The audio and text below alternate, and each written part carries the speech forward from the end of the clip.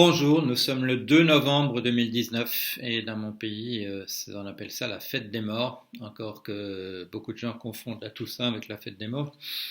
Non, la Toussaint, c'est la fête de tous les saints. Et maintenant, de toute manière, on a mis tout ça dans un seul sac qui s'appelle Halloween. Et Halloween aussi, c'est un mélange de choses, un mélange de genres. Halloween, c'est à la fois, c'est un mélange de la fête d'érogation qui existe dans notre calendrier catholique. L'érogation, c'est pour remercier pour la moisson, pour la vendange, pour voilà, les citrouilles qu'on va mettre sur l'autel de l'église, pour remercier. Ça, c'est l'érogation, c'est remercier les dieux d'avoir permis qu'on ait à manger l'année prochaine.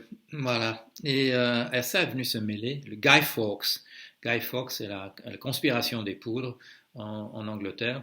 Et le mélange, l'érogation mélangée avec Guy Fawkes a produit aux États-Unis Halloween. Et Halloween nous revient avec une influence encore sur Halloween de la fête des morts qui nous vient du Mexique, l'influence hispanique. Donc c'est un beau mélange bien syncrétique et c'est curieux que ça nous revienne parce que nous on faisait la différence entre la Toussaint, la fête des morts et l'érogation. Mais nous voilà tout ça revenu dans un seul sac. C'est là un des miracles de la globalisation, de la mondialisation. Mais c'est pas du tout ça que je voulais vous raconter. Je voulais vous parler de la nouvelle formule de l'abonnement. Alors, je m'en suis déjà expliqué. J'avais fait un texte où j'annonçais qu'il y aura un changement. J'ai fait encore un petit texte qui explique le passage. Mais je voudrais encore vous dire autre chose parce que ce que je vais vous dire, en fait, c'est encore différent de ce que j'ai dit ailleurs. Je vais vous donner la vraie raison. La vraie raison. La vraie raison, c'est pas que j'aurais pas pu la mettre dans le texte, c'est qu'elle m'est venue petit à petit entre le moment où j'ai écrit le texte et le moment où je vous parle maintenant. Alors, bon, vous avez compris, 12 ans d'hésitation de ma part, donc le principe, c'est pas simplement de s'aligner sur ce que font les autres, mais c'est une réflexion. Une réflexion qui est liée à beaucoup d'éléments. L'un des éléments, c'est que je commence à déranger vraiment, et vous le voyez, on ne fait plus de compte rendu de mes livres, on m'invite plus à la radio et à la télé, et c'est pas parce que ce que je dis n'intéresse personne, soyons sérieux.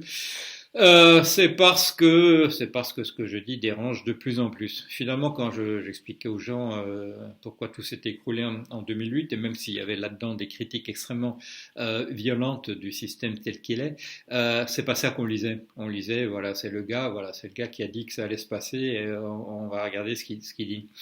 Maintenant qu'on est dans une société qui évolue et surtout une société où on va devoir prendre des mesures pour changer les choses. Ce qu'on avait compris en 2009, c'est qu'on pouvait ignorer entièrement ce que je disais. Maintenant, ça va être plus compliqué parce que ça passe ou ça casse. Et que j'explique avec d'autres. Il y a ce livre que j'écris avec Vincent Burnand-Galpin, que j'explique ce qu'on pourrait faire. Et ça dérange un certain nombre de personnes. Voilà, des personnes qui peuvent dire aux gens de m'inviter ou pas m'inviter, qui peuvent dire aux gens de publier ou non le compte-rendu d'un bouquin que j'écris. Et donc, il est plus difficile, beaucoup plus difficile pour moi de vendre des livres. Et aussi, les mœurs ont changé. On vend beaucoup moins de livres en 2019 qu'on en vendait en 2008. Pourquoi?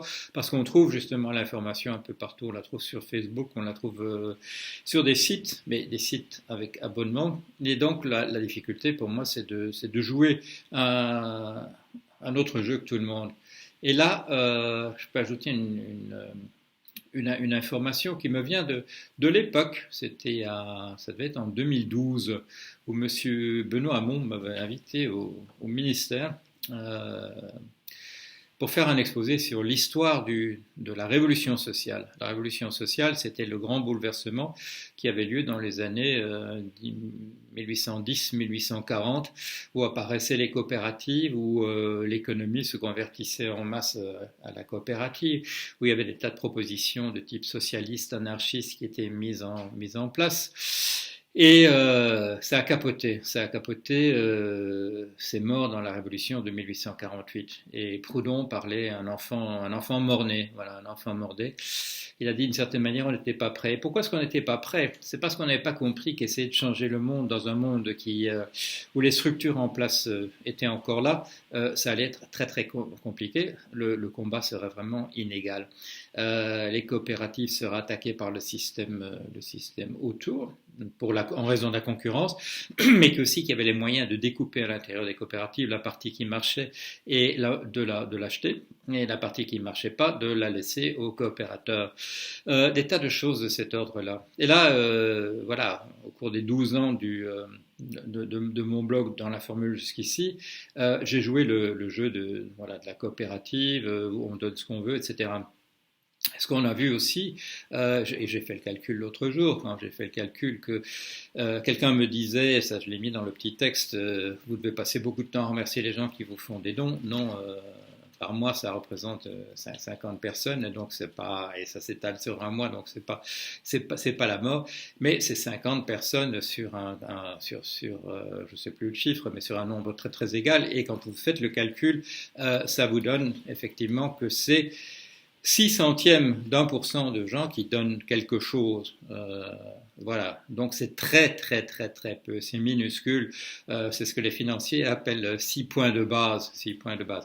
Alors quand vous êtes Monsieur Kerviel et que vous brassez des milliards tous les jours et qu'on vous donne 6 points de base sur les sommes que vous brassez, alors là ça peut vous faire effectivement un bonus de l'ordre de 600 000, j'ai bon souvenir de 600 000 euros par an. Ici, non, vous voyez, jusqu'ici, je me bats là, ces années récentes, je me bats en fin de mois pour obtenir 350 euros. C'est pas facile quand il y a si peu d'entre vous qui mettent quelque chose. Alors, ça c'était une raison, mais la raison principale, je vous ai dit que j'allais donner la raison principale, et la raison principale c'est la suivante, c'est que on me dit oui, mais c'est formidable, votre truc, c'est normal que vous le subsidiez en passant tout votre temps là-dessus, votre blog, puisque ça vous permet de vendre des livres, ça vous permet d'être invité à la radio, à la télévision. Mais ça, je vous l'ai dit pour commencer, les livres se vendent plus et on m'invite plus à la radio ou à la télévision. Et ça, c'est pas parce que le marché déciderait de ça, c'est parce que, soyons complotistes, c'est parce qu'il y a un certain nombre de vétos qui sont mis à ma présence sur telle émission, on me dit pourquoi vous n'êtes jamais invité à cette émission-là. Cette émission, on invite des gens qui disent exactement la même chose que vous. Oui, mais ils le disent de façon tout à fait inoffensive. C'est trié. C'est des gens aussi qu'on peut, je ne vais pas employer de mots trop violents, mais qu'on peut soudoyer d'une manière ou d'une autre si ce qu'on sait ne s'appliquera pas à moi. Alors, l'idée, c'est une vitrine, votre blog, c'est une vitrine pour tout ce que vous pouvez vendre par ailleurs. Non, le reste ne se vend pas, le reste ne se vend plus. Les invitations à parler à radio, télé ne viennent plus. Et comme vous le savez, c'est pas par manque d'intérêt pour ce que je pourrais dire auprès du public. La réflexion, je vais chez un commerçant ici à Vannes l'autre jour. Et il me dit, c'est quand même extraordinaire qu'on vous invite pas tous les jours. Moi, je lis ce que vous mettez sur votre blog, c'est quand même extraordinaire qu'on vous invite jamais à la radio ou à la télévision. Et je dis, oui, c'est peut-être pas aussi extraordinaire qu'on l'imaginait. Il y a peut-être un truc, effectivement, il y a peut-être un truc. Alors, qu'est-ce qu'on peut faire? Il faut, je dois me tourner directement vers vous. Et alors, la raison principale, c'est la suivante. C'est effectivement que il m'est très difficile de moduler l'effort que je fais pour le blog. Pourquoi? Parce que je dois gagner ma croûte par ailleurs. Et que du coup, je peux pas répondre à l'actualité comme il le faudrait. Voilà. C'est-à-dire que à tout moment, quand j'essaie d'écrire un petit billet pour le blog, il y a une petite voix qui me dit tu devrais te concentrer plutôt sur quelque chose qui peut te rapporter quelque chose. Voilà. Si j'étais le fils de Monsieur Biden, je pourrais aller en Ukraine ou ailleurs et dire voilà, je suis le fils de Monsieur Biden et je pourrais comme lui recevoir un chèque de 50 000 $ tous les mois. Je vous l'ai dit quand j'ai vu le chiffre, c'est parce que voilà, c'est à peu près ce que moi je fais sur un an.